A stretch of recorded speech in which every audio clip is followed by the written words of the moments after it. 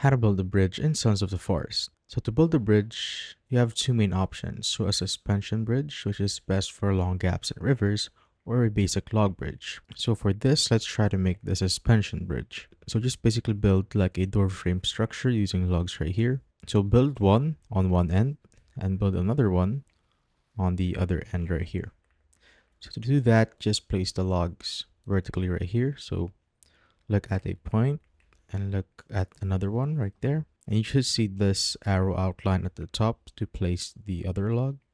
And now you have like a door frame structure right there. Now the next thing that you want to do is equip a rope in your hand. And look at the horizontal log on top of the beam of your first frame.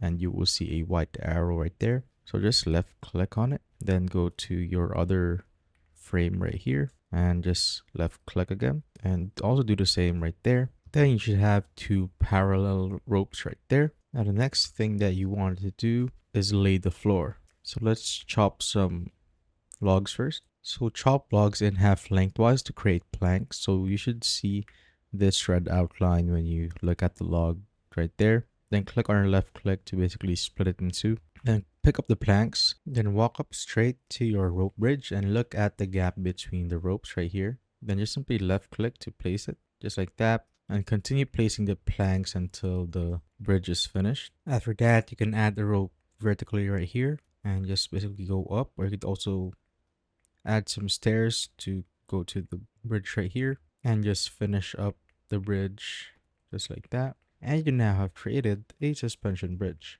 And that is how you basically build a bridge in Sons of the Forest.